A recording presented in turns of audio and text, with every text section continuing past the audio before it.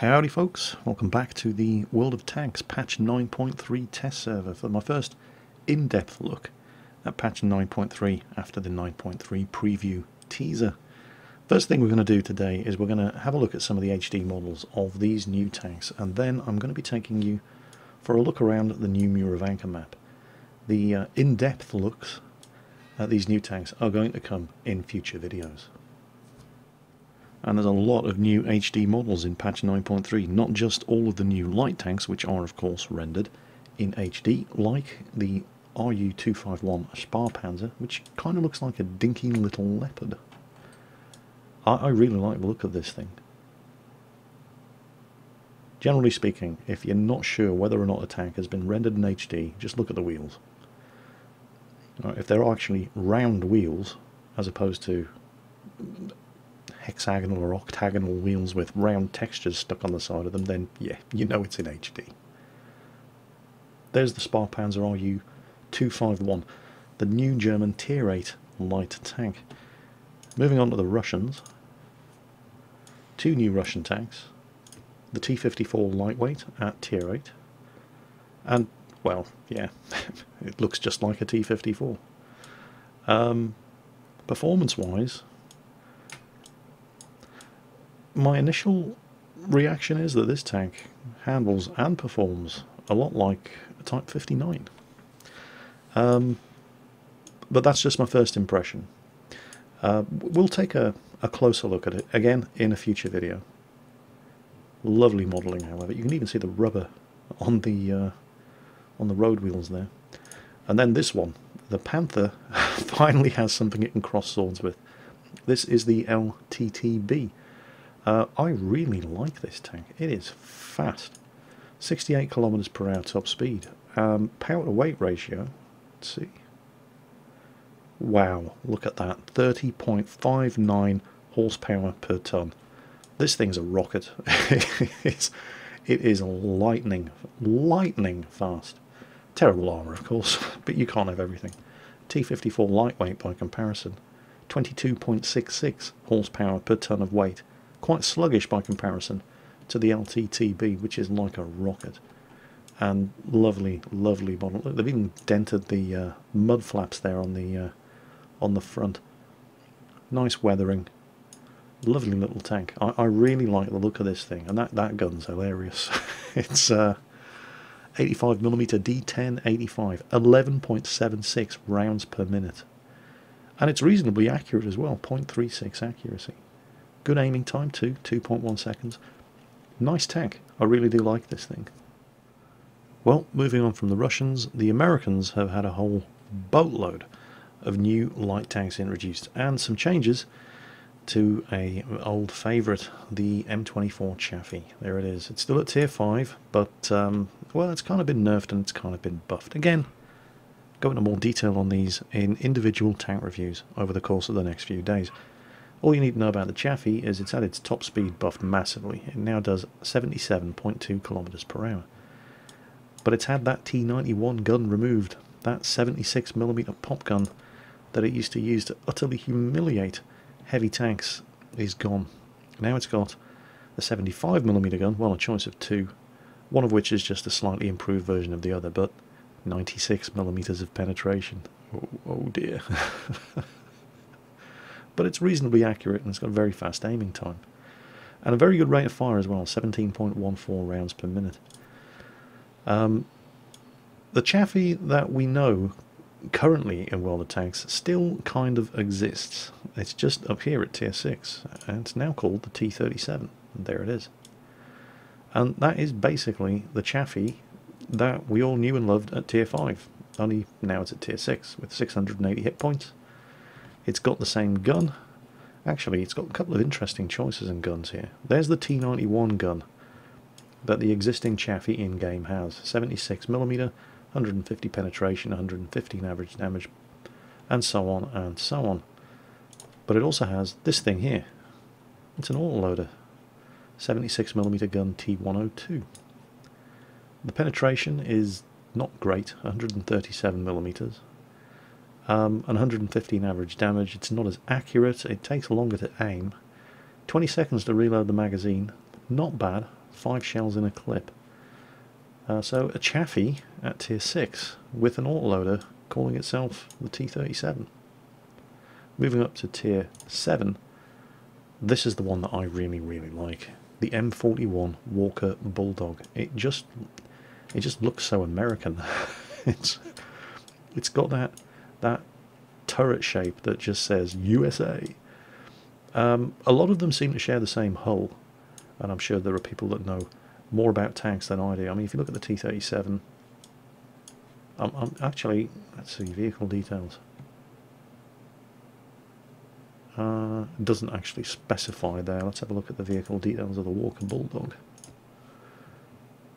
And again, it doesn't actually specify, but I'm sure the comments section of this video will be full with helpful answers from tank nerds who know more about tanks than I do, that can tell me exactly what's going on with these tanks, because they all do seem to share a very, very similar hull design, and it's only really the turrets that are different. But the M41 Walker Bulldog, I haven't had much opportunity to play it yet. I've driven around with it in a training room, but very, very impressed with the way it handles. It's fast, 72 kilometers per hour, and it turns on a dime. The suspension allows this thing to turn at 56 degrees per second. It's phenomenal. The power to weight ratio isn't fantastic on any of the American light tanks, however. They're all a little sluggish to get started. The Chaffee, 24.74, the T37, 18.57, that's not good. The Walker Bulldog, 23.16, and the T49, 23.78. And yet I didn't get the impression that any of these things were slow by any stretch of the imagination, despite the relatively low, for light tank, power to weight ratio. The Walker Bulldog gets 76mm gun, M32 late. What the hell's that? Well, 175 penetration, 150 damage, blistering 17.14 rounds per minute. Very, very fast aiming time, terrible accuracy. Amongst a whole range of other guns. There's also this autoloader here as well, which is basically a beefed up version of the autoloader that the T37 gets. Better penetration, 175. Terrible accuracy, 0.4. 10 shells in the magazine, however. It's got a 10 round clip and takes 32 seconds to reload the entire clip with 2 seconds between shot. So that's going to be interesting. But the one that I'm sure most of you are most excited about is the T49 with the 152mm gun. This is what you get if you lock a KV2 and a Chaffee in a darkened room, leave them alone for half an hour, and supply lots and lots and lots of lubricant. That thing is going to be trolling E100s hard. It's just, tier 8 light tank with a 152mm. Well, technically we'll call it a howitzer. It was actually designed to fire the Shillelagh anti-tank missile. And I'm sure a lot of people are going to be going, no, Jingles, that was the Sheridan, that was the Sheridan. Well, this is pretty much the Sheridan. It's got the same gun. It's a light tank. Wargaming have said the Sheridan's never going to be in the game. I think the Sheridan was an aluminium tank. Sorry, aluminum for our American cousins. But this thing here, the T49, that gun, it's a very, very interesting gun. You get basically less than 3 shots per minute. A rate of fire of 2.61 with 76mm of penetration with high explosive, 152 with heat, and 85 with another kind of high explosive. I'll come on to that in a moment. 910 average damage with the HE, 700 with a high explosive anti-tank. Ridiculously inaccurate, 0.6. It's like a light tank version of the KV2, and a 3.6 second aiming time. You don't have to use that gun, however. You can also use this 90mm gun. Hey, nobody's going to use the 90mm gun. Not when you can have a 152mm derp gun. But the 90mm is, well, it's not very good. The rate of fire is good, but it only has 102mm of penetration. 320 damage, though. That's not bad. Not very accurate. 0.38, 2.3 second aiming time. But look at the penetration with high explosive anti-tank ammo. 250. Now that's pretty impressive for a light tank. But the interesting thing is with the 152mm gun, this heat ammo is credit bought. It's 770 credits per shot. If you want to spend gold on this thing, or lots and lots of credits, 5,200 credits for the premium ammunition, that's high explosive. And it's pretty terrible high explosive as well. Standard credit HE ammo on this thing has 76mm of penetration for its 910 damage. The premium high explosive has 85mm of penetration for its 910 damage. The credit bought high explosive anti-tank ammo, which is what everybody's going to be using, 152mm of penetration, 700 damage.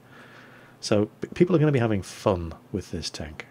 It's ridiculously impractical, but so's the KV-2, and that never stopped anybody playing the KV-2.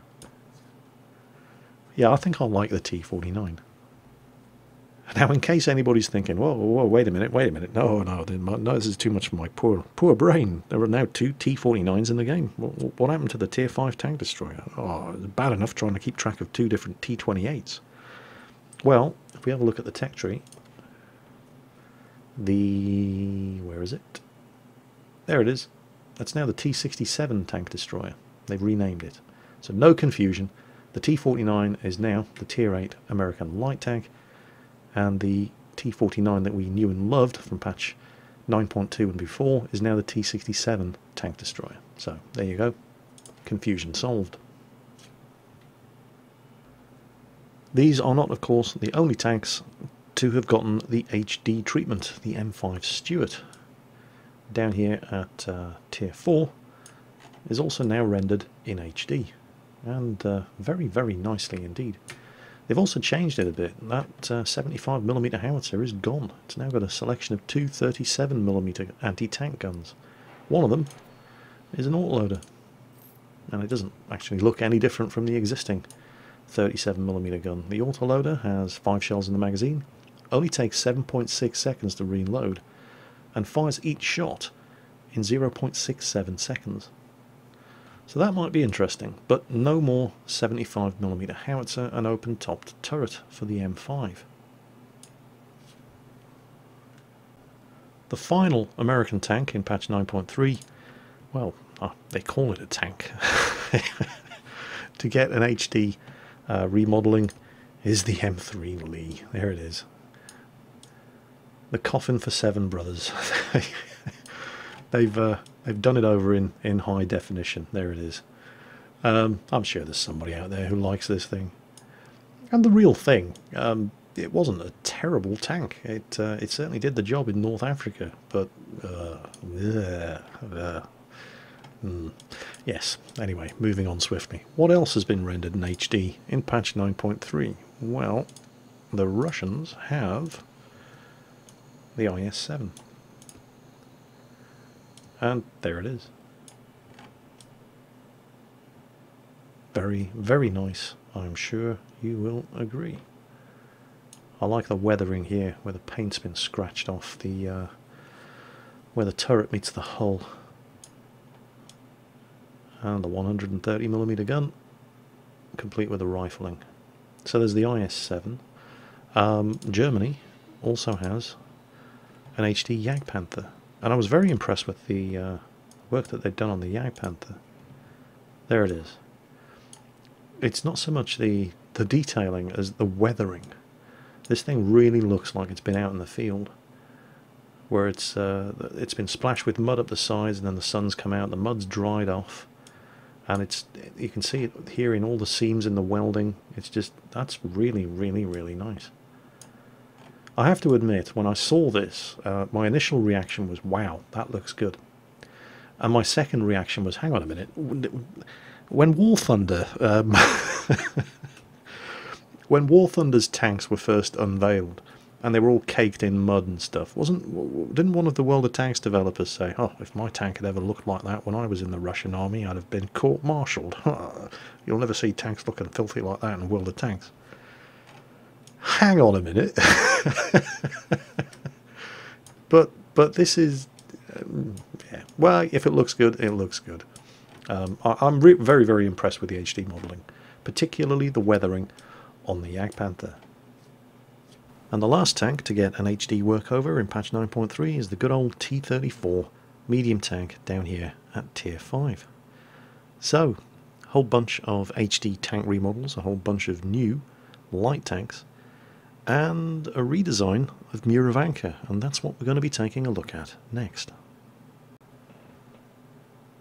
Ladies and gentlemen, welcome to the new Murovanka. There it is. There have been some substantial changes on this map. I didn't really dislike Murovanka. It wasn't a terrible map, except for that bloody forest over there. I've had games on Murovanka where I've been in a tier 8 tank destroyer platoon, starting from this side of the map, and the ridge that used to exist over here was infested with all of our tier 9 heavies and tank destroyers, and they just would not move into the woods.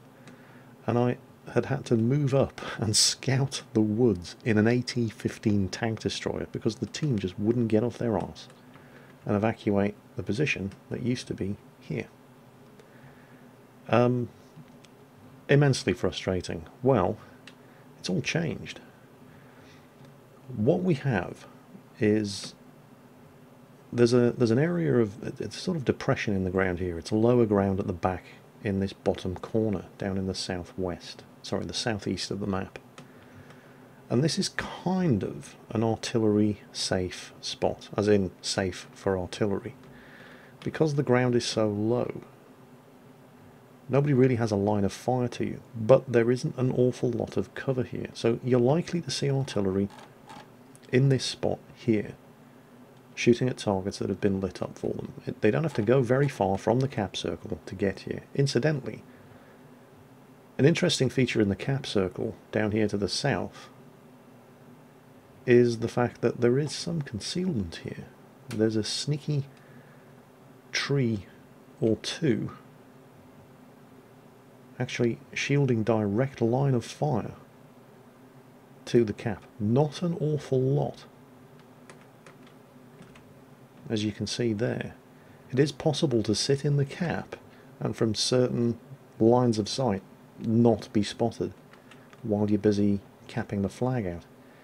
But it's a hell of an obvious spot. If somebody's capping and you have a tank spotting from up on that ridgeline and you can't see who is in the cap circle, artillery just, you know, drop a shot here. You're going to hit something. But yeah, anyway, moving on. Over to the forest itself, and it's technically it is still a forest, but then again it isn't at the same time. The ridgeline that was covered in all that concealment, the bushes and the trees, is gone. Technically this is still higher ground, but it's all open. There's very, very limited concealment here, just those trees. And in common with what we've seen on Malinovka, this side of the map features more low ground that you can use to outflank the forest, in the same way that you can use the low ground on Malinovka to outflank the field.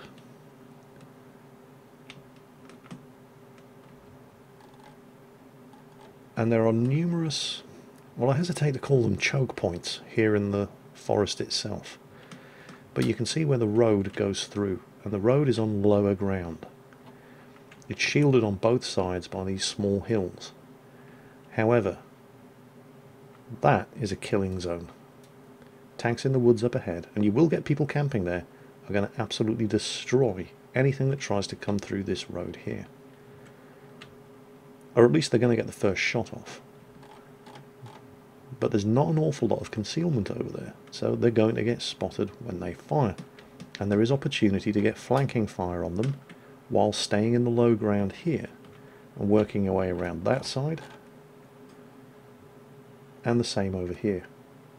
In fact, this is probably going to be from this side here where you get most of the assaults going north through the forest, because there's just so much concealment and direct line of fire cover from all the low ground. So that's the forest from the south. So, from the northern team spawn point, looking south into the forest. Where did the flag go? Ah, it's over there. That is now where the northern team deploys. They're significantly further away from the forest than what we've been expecting in patch 9.2 and earlier, and they're a lot closer to the lighthouse and the hill on the other side of the map. Now, the team that spawns on the north is not immediately guaranteed to get all the best positions in the forest. They now have the same distance to go in order to get to the forest as the team that spawns from the south. The artillery spot to the rear of the farmhouse cluster here has also changed significantly. This used to be a hill, covered in bushes and trees, the kind of place where artillery could basically sit nice and safe and shotgun you once you got to within 50 meters, because you would just never see them. The vegetation and cover was too thick. Well, not anymore. There's still some concealment here, but not an awful lot. What's going to keep artillery safe here is the fact that it's in a depression in the ground, exactly the same as down to the southwest. I'm sorry, the southeast. It's low ground here. There is no direct line of sight to the artillery hiding spots here from there in the woods.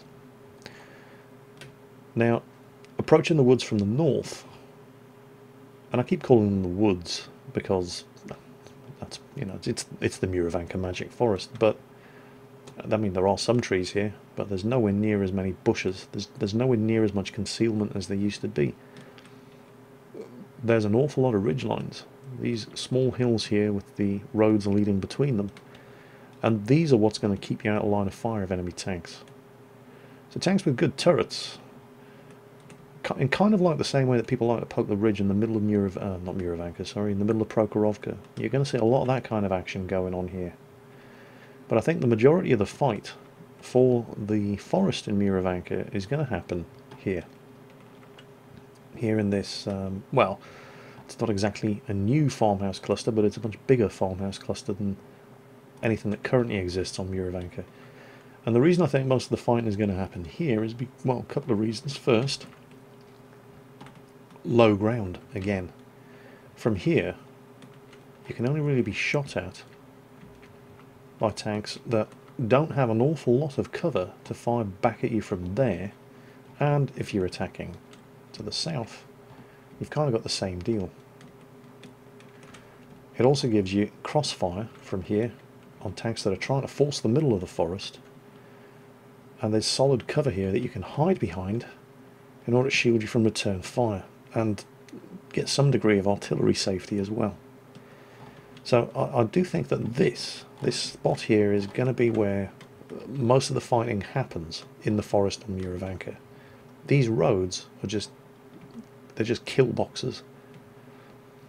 You'll probably see people trying to fire around the corner, but there's really nowhere to go here other than straight into the guns that are going to be waiting for you over there. But having said that, there's not an awful lot of cover there either.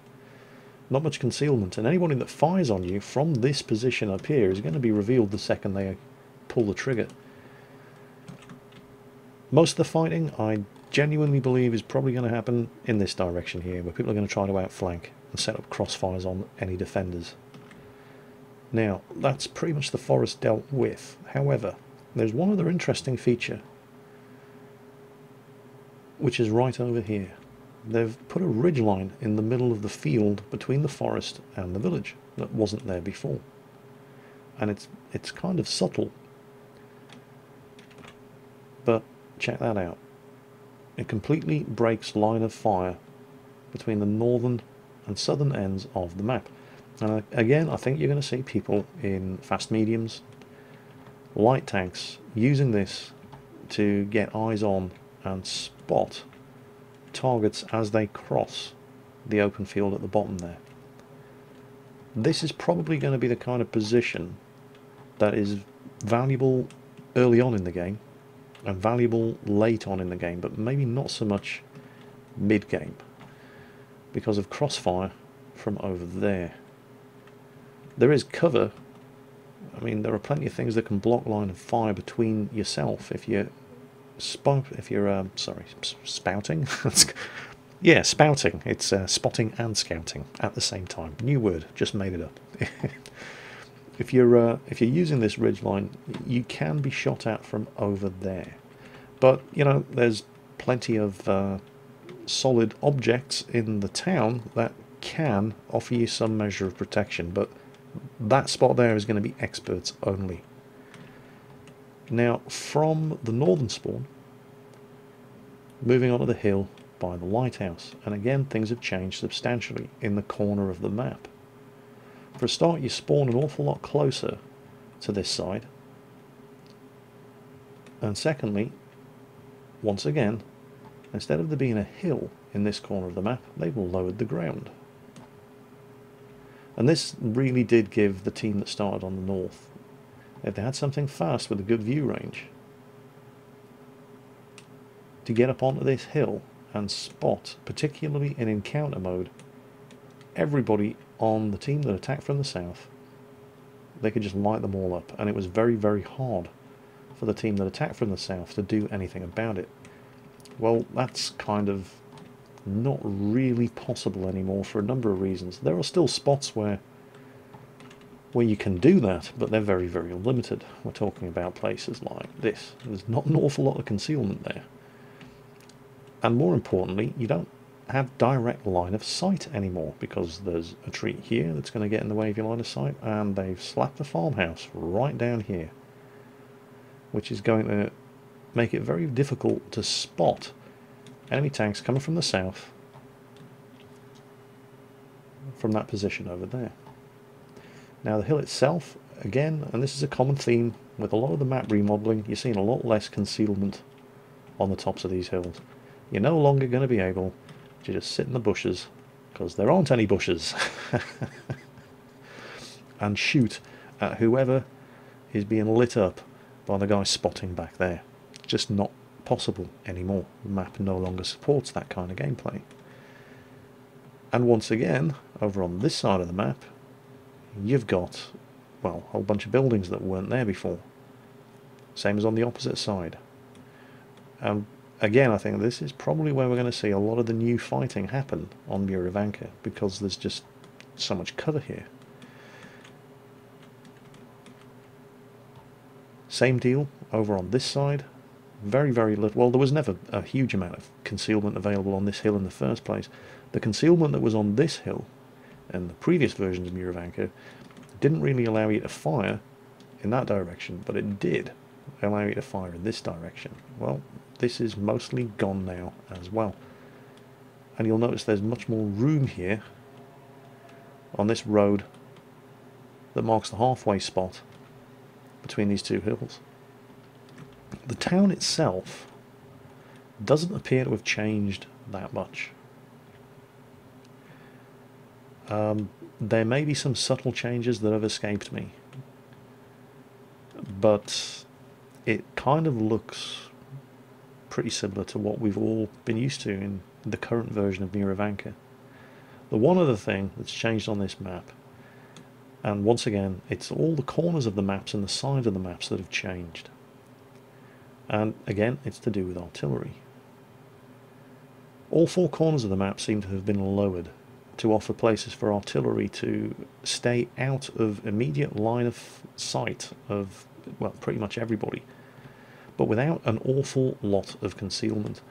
You can see the farmhouse here hasn't really changed, but I've had endless frustrating games where there have been one or two artillery left at the end of the game.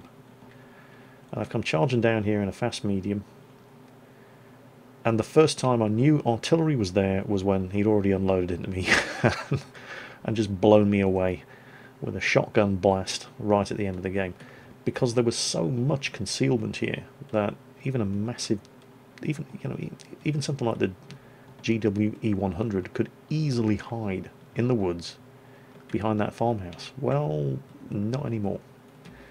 Now when you get overrun by mediums and light tanks, you're dead meat.